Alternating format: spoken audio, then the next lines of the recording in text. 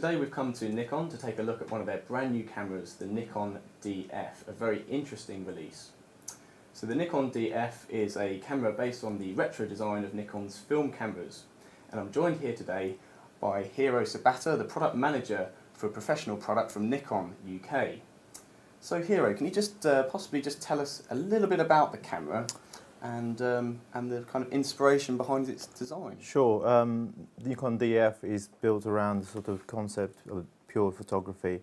What we mean is we take the emotions around the photography together with the latest technology that's incorporated in the camera, making the experience of taking photography a great experience. Yeah. And it's a very interesting looking camera. Obviously, it does look like previous Nikon film cameras of the past. Is there any specific film camera of the past that it's been kind of designed upon? Or it's got inspirations from F series and FM series, but not a particular model as such. Okay, so let's take a look at the specification and just have a look at a few of the key features of the product. So the sensor that the DF uses is the same sensor as found within the D4. D4 sensor, yeah. It's inherited. And the ISO range as well. It's a 50 to 204,800 equivalents. Yes. Yeah. And moving on to the AF system as well, that's also very advanced because I believe that's the same AF system that's been taken out of the Nikon D610, is that right? It's not the same one, but it is optimized for the DF, but it is 35 AF points with the 9x type. Fantastic. 7 being compatible with F8. Yeah. I think possibly the most interesting thing about this camera is the top plate and the design of the top plate. Something very, very different to what we've seen from Nikon before with the DSLRs that you produce. And what I think so many people will like is the fact that you can take so much manual control from the top plate. Tell us a little bit about what you can control on the top of the camera. So on the top of the camera, you can control the exposure, shutter speed, and ISO, as you can see, as well as the MASP, the mode that you prefer to choose. Yeah. Quite a small LCD display on the corner there as well. And the viewfinder as well.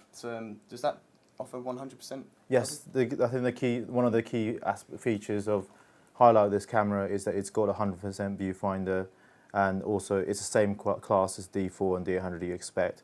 It's got like a window that's circular, and so it's compatible with all the attachments that work for D4, D800. And the screen, whilst you've got the camera in your hand, there's the screen at the back there. Can you just tell us a little bit about that in terms of its size and resolution? It's a 3.2 inches screen with the resolution 921,000 dots. Very, very clear and perfect for viewing all your images. And another interesting point is the battery within this camera. Yeah.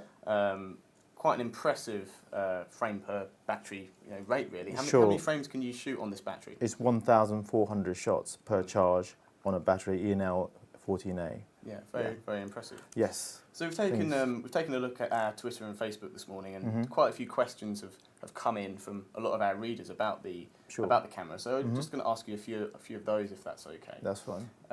One of the interesting questions that's been asked is how long it's taken Nikon to produce such an interesting concept and release.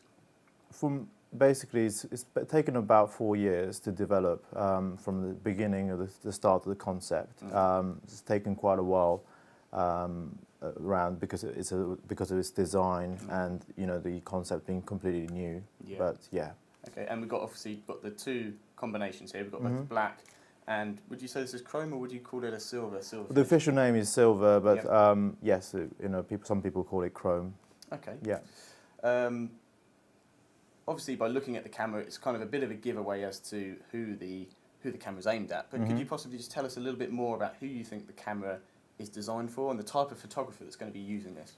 The camera is designed for quite a wide audience, sort of starting from enthusiasts, advanced amateurs and professionals.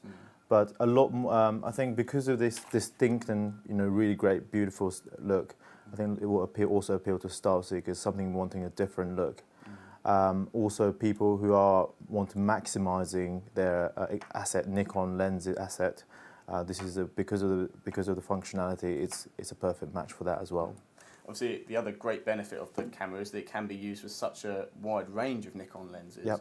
Can you tell us a bit about the lenses that it can be used with? So with this camera, there is a collapsible type coupling lever, which is located here, which you can sort of flick open and down, depending on the lens you are choosing to use.